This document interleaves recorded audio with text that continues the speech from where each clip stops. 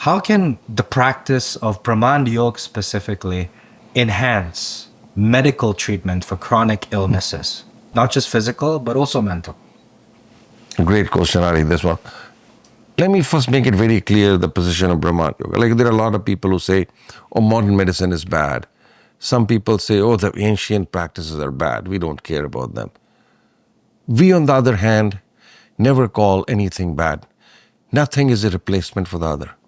And we say that if you combine the modern treatment that your doctor is recommending you, take it. And add this component of yoga to it, it will enhance the treatments. And our medical sciences admitting already that more than 50 to 60% of the diseases are psychosomatic, right? But we say that almost 100% of sicknesses are psychosomatic. The beginning is, again, the fourth body, the Gyanamaya Kosha. And with these practices, if I can reduce that input that the fourth body is putting in your third and the second and the first body, and if I can alter that, influence that, would it not automatically help enhance the medical treatment that you are getting? So it's a combination of both. And we have seen in my practice, and you've seen too, that so many people I've worked with, when they've combined this modality with the treatment they are taking, so many changes have happened. One of the questions that I had actually is, when we're little, a lot of us were like, oh, I can't wait to grow up. I can't wait to be older so I can do this, I can do that. And then I noticed that as we get older, we're like, I wish I was little again, right? And I wanted you to kind of further elaborate on that in terms of how important is it to retain your childlike nature? And why is it that we yearn for this as we grow older? Because, again, a great question, because as we grow older from a childhood, we keep on adding more and more negativities through different negative events that happen in our life. We acquire new belief systems, which are mostly predominantly negative.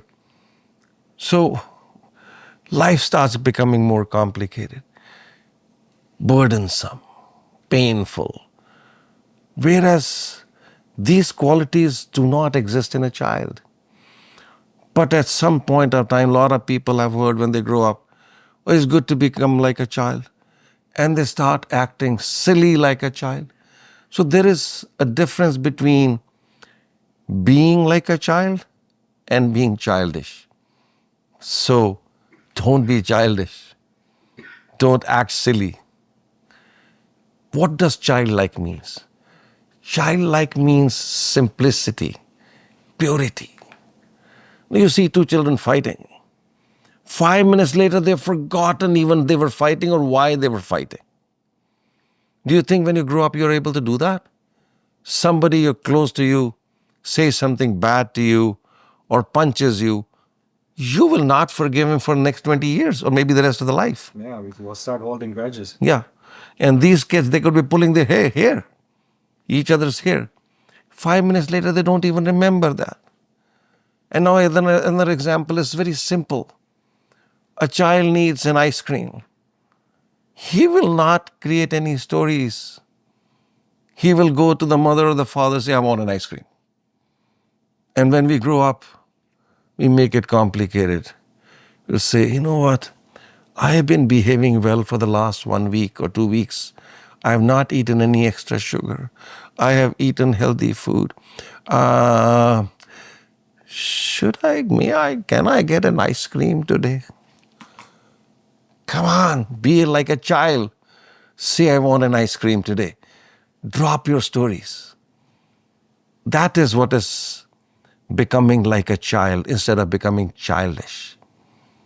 Become simple, become pure, become clean. And this can happen only and only by dropping the stories, by dropping all my negative belief systems. And that can happen only and only through the practices of Brhamanda Yoga, the sadhana of Brhamanda Yoga. If you enjoyed this video and are interested in watching more videos like this, then you can click here to watch the full podcast, or you can click here to watch our previous episode.